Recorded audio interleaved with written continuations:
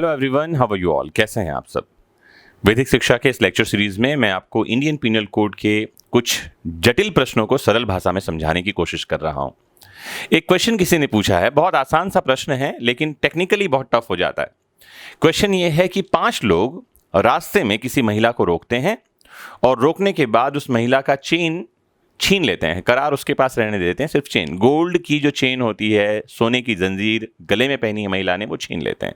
कौन सा अपराध हुआ?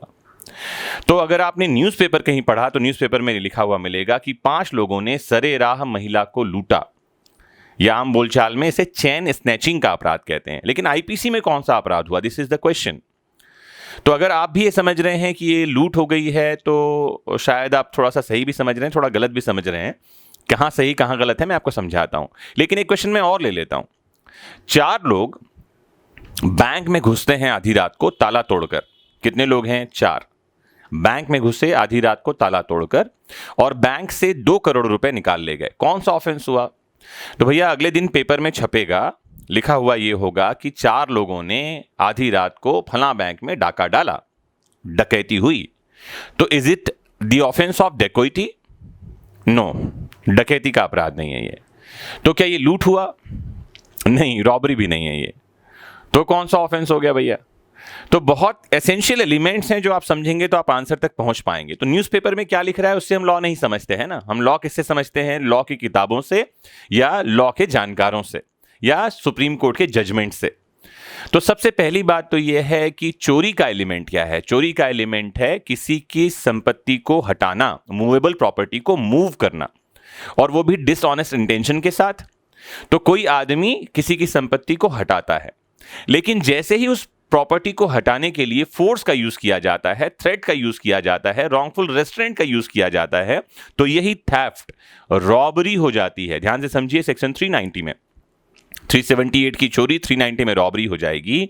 और हमारा लॉ ये कहता है कि रॉबरी करने वाले लोग अगर 5 या उससे ज्यादा हैं तो ये रॉबरी ही डकैती कहलाती है। अब ध्यान से समझिएगा कि 5 लोग थे, 5 लोगों ने किसी महिला का रास्ता रोका, रास्ता रोककर उससे चेन खींच लिया। तो 390 के डेफिनेशन के हिसाब से ये जो है थेफ्ट रॉबरी में बदल चुका है।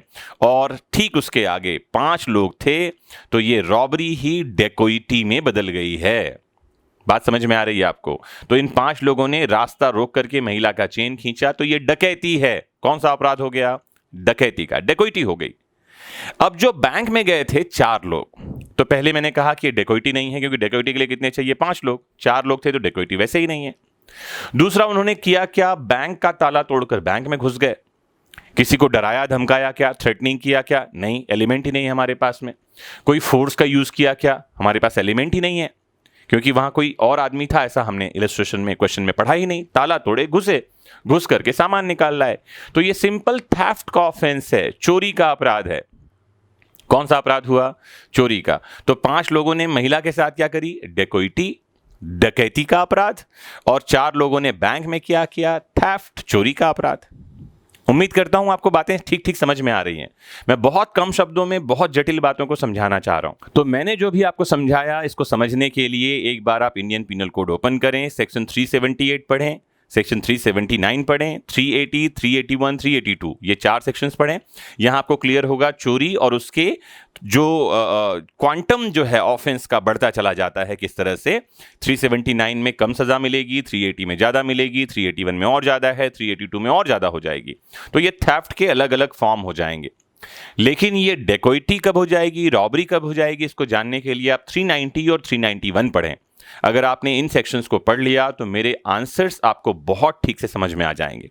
कुछ और आपके मन में डाउट्स हैं या ऐसे ही कुछ क्वेश्चन हैं जो आपको परेशान करते हैं, या आपके एलएलबी के समय आपको परेशान कर रखा है क्वेश्चंस ने, तो उसके सटीक आंसर जानने के लिए कमेंट बॉक्स में आइए, हमसे जुड़िए आपके अपने वेबसाइट www.vedikshiksha.com पर। अगर आप किसी कॉम्पिटिटिव एग्जाम की तैयारी कर रहे हैं, आपको नोट्स चाहिए, बैरेक्ट चाहिए, ऑडियो वीडियो लेक्चर्स चाहिए, तो अभी डाउनलोड कर लें वैदिक शिक्षा ऐप। आज के लिए इतना ही, फिर मिलते हैं अगले किसी लेक्चर में। जुड़े रहिएगा। Have a nice time.